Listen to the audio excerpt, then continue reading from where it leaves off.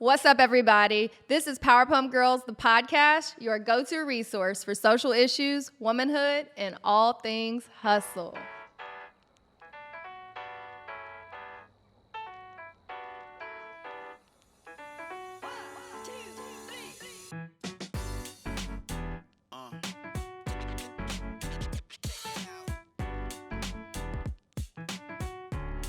Three, two, what's up, everybody? This is Power Pump Girls, the podcast, your go-to resource for social issues, womanhood, and all things hustle. Yes, we are your hosts, Raina and Sherin, and today's episode is called Hustle and Heart, and we're going to be talking about how your work life can affect your relationship life and how it actually does affect your relationship life.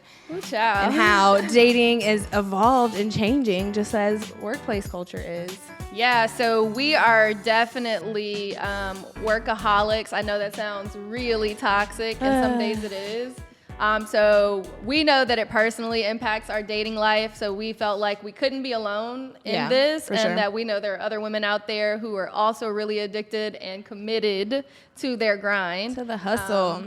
So let's talk about it. So we first want to talk about how workplace culture is shifting, and so that's kind of affecting how dating culture is shifting. So there are obviously more women in the workforce, more women in leadership positions, in jobs, and so that is affecting what used to be the dynamic in relationships and in like romantic interactions, I guess. Yeah. So women are now taking the lead in a lot of these positions, not only in work, but when it comes to dating. It used to be that you would court or like you'd get permission from your parents to date a guy. And then that's still true in my culture. Yeah, in some cultures. And then it's shifted to like online dating with like Match.com and like that whole thing, which at the time was like really taboo to online date. It was like you can't meet someone in real life. But now I would say like most pop culture, most dating happens via apps, and especially during this pandemic, which we'll get into. But with the apps, you know, women can kind of make the first move now. We can slide into the DMs on social media. Shoot your shot, sis. Shoot it. So that whole culture is changing in how we approach dating. It's no longer like women having to be chased. Like if we see someone just like a job, we can go after it if it's something that interests us. Yeah, so, I mean, let's kind of take a few generations, not even generations, one generation back. Our parents, you know, it was like the guy saw the girl liked the guy. Hey, I want you, you want me. And then, like, boom. Let's meet under the marriage. bleachers. It just, like, hopped straight to marriage. I felt like dating wasn't really, like, a thing. Yeah.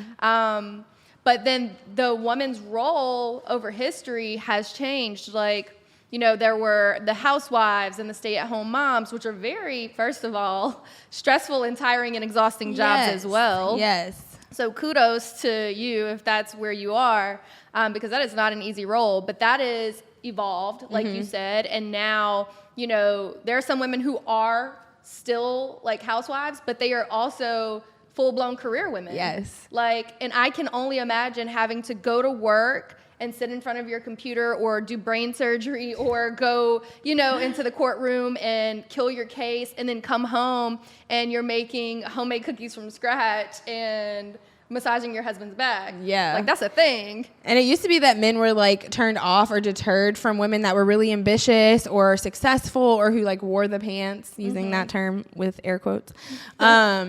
But now there's data that shows that men are actually attracted to that and that they seek women that are successful or have their own ambitions and like drive.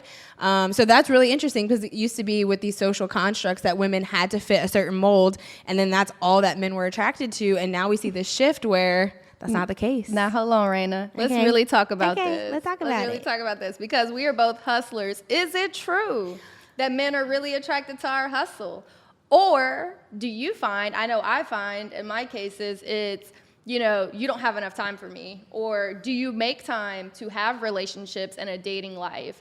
And so, you know, oftentimes we're having to choose between, you know, having a romantic partner or being romantic with our work. Yeah. So do you think they really want it? I do. I think they're attracted to like the idea of a woman who's ambitious and has her own thing. The idea. But the reality in our experience, I can't say that we can speak for everyone, but the reality in our experience is that they don't like competing with the love we have for our work and the passion we have for, you know, being a successful woman and doing things that, you know, fulfill us that may not be a romantic relationship.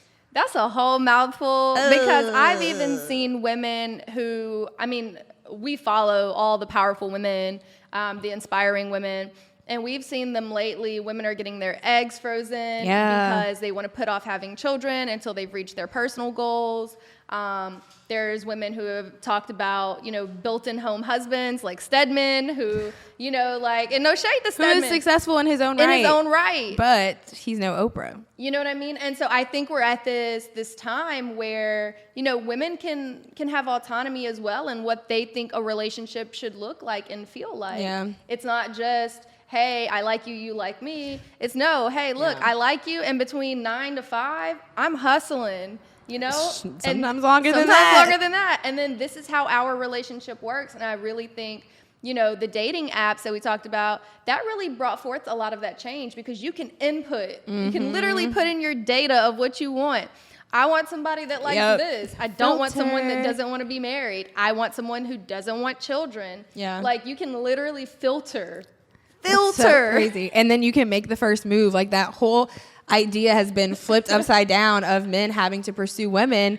Now women, just as we're, again, pursuing the careers and the lives we want, we can be like, hey, I think you're interesting. Like, I'm going to message you first. And actually, I think there was data, I don't know if this is true, but that women who make the first move, like, have the most successful relationships. Ooh. Like, if they're the ones that slide in the DM or shoot their shot, those are the relationships that last the longest. So I think Have you ever shot your shot, Raina Bow? I have.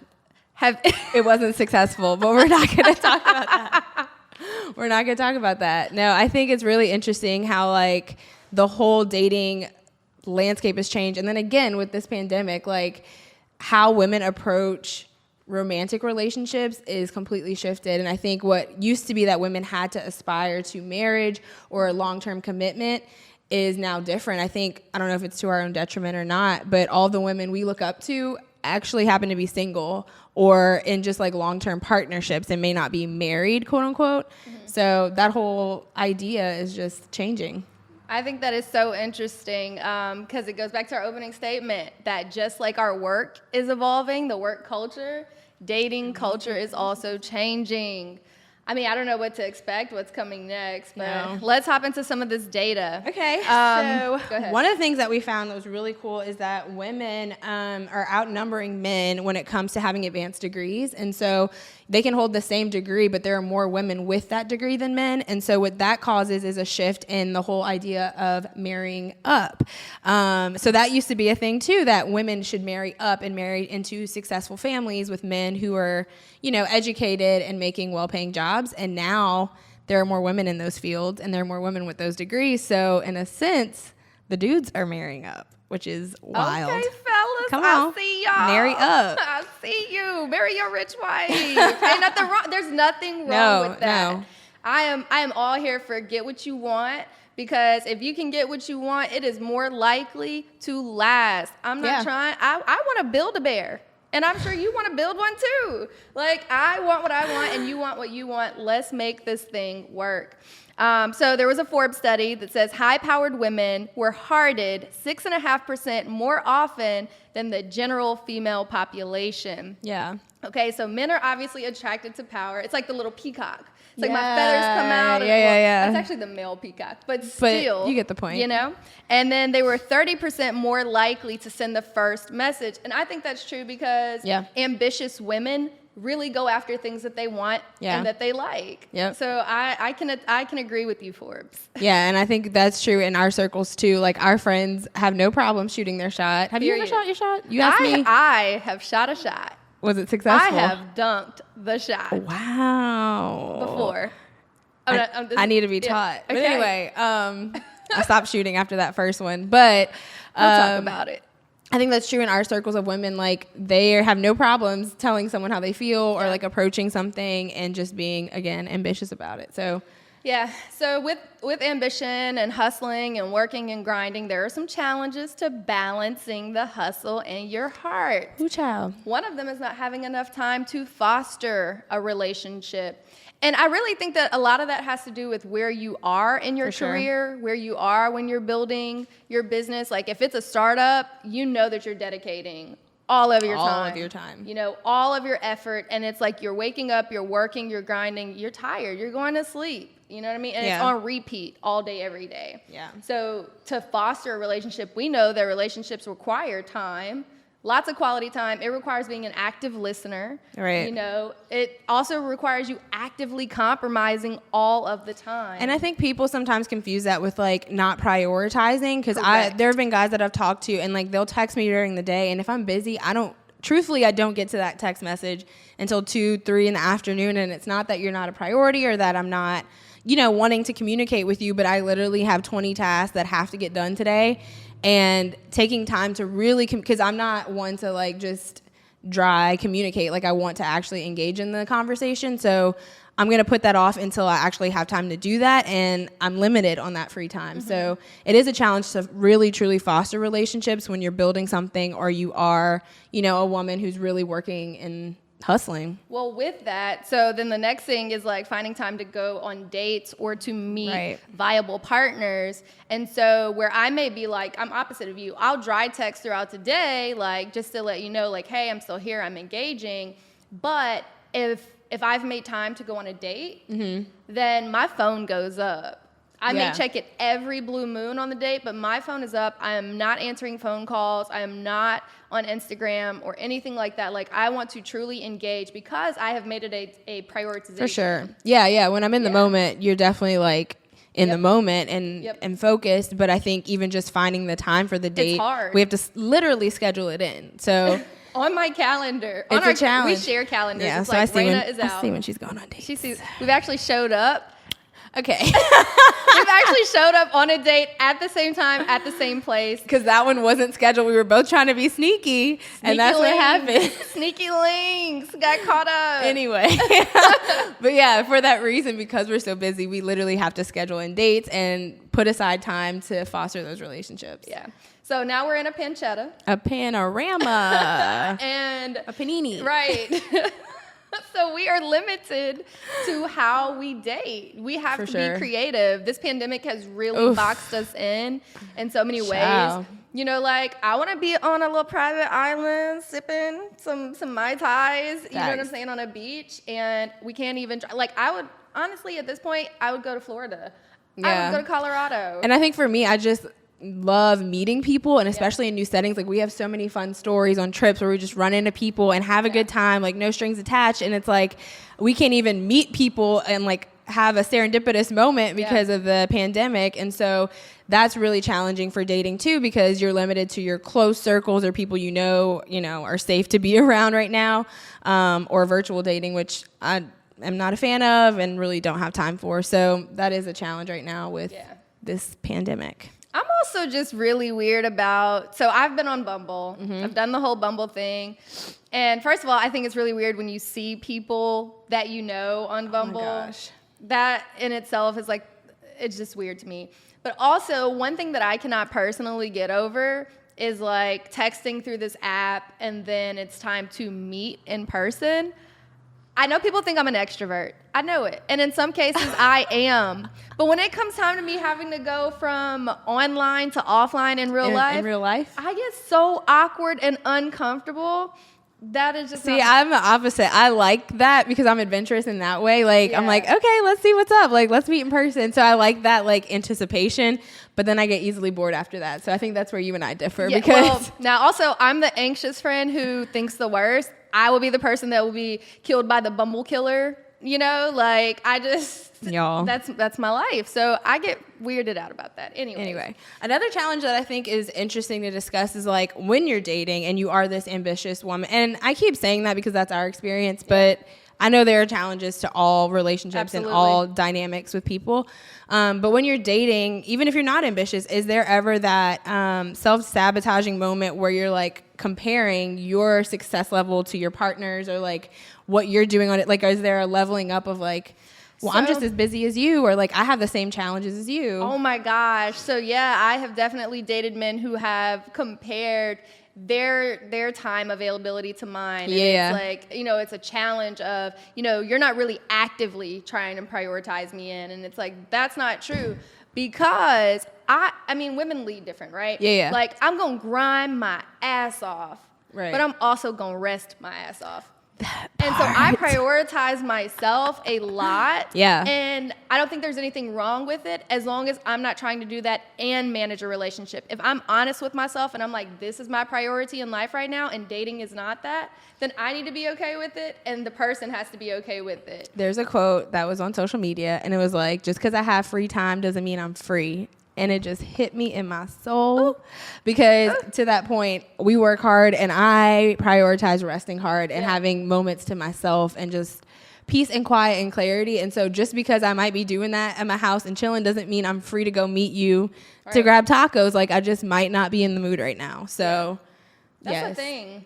That is a thing. And I mean, you know, I know a lot of people that know Raina and I personally think we're like anti-dating, anti-marriage, no, not at all those things. And the truth is just, it's all about timing and all about life. And I opened up with that. It's like, it depends on where you are in your stage of your business and your career. If you're ready to start involving those things, I feel like the more mature you get, the more you understand, like, hey, if I decide to start a family right now, it's going to take away this, this, and this. So I have to be able to readjust some things. And if I'm not willing to do that, then I can't make that step. So those are real conversations that I think women are now able to talk about, where back in the day, it's like, no, like, I want another kid and I want it now. Yeah. So. Yeah. All right. Well, we'll be right back after our beautiful sponsorship placement, but stay tuned. We have some more talking to do about the heart and the hustle. The hustle. What up, y'all? It's Raina and Sherin with Power Pump Girls, the podcast, and we just want to take a moment to thank our amazing sponsor, Acroma Studios, which is the beautiful loft that we're in right now. They offer amazing studio space for all your creative projects right off of Government Street in Baton Rouge. They have this amazing loft, and then they also have a studio downstairs that you can book out to do your photo shoots, your events, your recordings, just like us. So we want to thank them for sponsoring this podcast and being an amazing partner and asset to this community. All right, so we were recently at a dinner for Raina's birthday, and we just happened to be having the conversation that we're sharing with you all today. Yeah. So at that dinner, a couple of young guys, early 20s, maybe 22, 25, and 26, I think. And we were having this conversation, and so we felt like we wanted the male perspective, and we wanted to hear from them. And so we asked, you know, do you want a woman who is a hustler, or do you want a woman who, you know what I mean, is at home or just a stay-at-home mom? Not one that contributes to your mission and your journey, just someone who doesn't actually work in the workplace. Mm-hmm. And their answer surprised us. They all said they wanted successful, ambitious, hustling women. And we were like, okay, kudos to that. One guy was actually like, I want to be a stay-at-home husband. Yeah. Actually, that is my life goal, which I thought was interesting because that used to be the goal for women in society. They're marrying up, ladies. Now the men are marrying up. So yeah, it was a really big dynamic shift, especially because they're a bit younger than us. So to hear that perspective from younger guys was really interesting. But then we dove a little bit deeper, though, because the question is do you really feel that way? You know, and again, there's nothing wrong. So in my household, my father works. Yeah. And my stepmother, she takes care of our home and she takes care of the children. And y'all, I would trade what my dad, it's hard. Yeah. I have literally watched her, you know, manage and wrangle 3 children and cook breakfast and cook lunch and cook dinner and make sure the house is clean. That is a full-time job. For sure. So whatever, I mean, it's work regardless. Yeah. It is work. And so we also wanted to make sure that they didn't downgrade or degrade what that was, because that is also still a very, very... That's a hustle in itself. Heck and you have to be yeah. just as committed to that as you would if you're working in the workplace. Like, you can't half-ass being a stay-at-home mom No. because there's people's lives in the balance and a household that you're responsible for. So yeah, we respect, the full spectrum of womanhood and what it means to, take on things that you're passionate about. And so while that may not be our journey right now, even when talking to these guys, we were like, well, look, no bash, women who may not meet your criteria, your standard. There's someone for everyone. Yeah. And that goes for men and women. And so and look, again, times have changed. So ladies, if you are a stay-at-home wife, if you are a stay-at-home mom or a housewife, then you still have autonomy. Absolutely. Like back in the day, there wasn't even that. Like, no, this is, if I'm going to stay home and put my dreams and aspirations on the side to really hone in and focus on our family and cover our family while you're out in the world, then these are things that I'm going to need to help make my life easier because this is a job. I'm going to need some tools. I'm going to need some resources. And some breaks. And Shoot, some breaks. A real job gives you vacation and sick days. And so that doesn't happen when you're at home. I'm momming. vouching for the stay-at-home moms. Y'all need some vacation and sick days. Especially one of our favorite ones, which I'm sure is watching, and she is at home with her our new beautiful, baby. Yes. And that is a tough job. So, whatever it is, we know that balancing that hustle in your heart, because, work will drain it out of you. Children will drain it out of you. Cleaning your house will drain it out of you. How are you balancing your hustle and your heart? How are you able to commit and make time for your partner, yourself, and your family? We want to hear from you. We know it's hard. Yeah, and I think we talked a lot about, for us having that time to ourselves and that self-love, and I think that term is kind of overused at times, but it really is important to love yourself first, and that sounds so cliche, but before seeking any type of romantic relationship, if you're still dating, knowing yourself and loving yourself fully first is so crucial before finding a partner, because you're never going to fill a void with someone else. You have to be first whole in yourself, and so finding that passion and fulfillment in your job or with yourself or with your hobbies and your friends, like that's important. And then, take that love and spread it around with whomever you want when you find them. Today's takeaway is hustle and heart. It's okay to have both. Yeah. And it's okay whatever you choose to do. If you choose to prioritize yourself and not relationships at this time, do you. If you can do both, do you. Yeah. If you don't want to do any of that, do you. It ebbs and flows just like life. Like no one knew a year ago that we would be, quarantined and stuck at home and in a pandemic, and I almost said panoramic. A pancetta. There's so many other versions of the word, but yeah, no one knew that life would be what it is now, and we have no idea what life will be in the future. So don't hold yourself to having to achieve certain things. Like go with the flow and just do what feels right for you. Yeah. And that's how you're going to best serve those around you. So There's no one size fit all at all. Yep. Bill Joe Bear says. Okay. All right, We'll y'all. see you next episode. Thank you guys for tuning in. Again, engage with us in the comments. Let us know what you feel about this topic and how you've been balancing work and love and life. All right, y'all. Until next time. Later.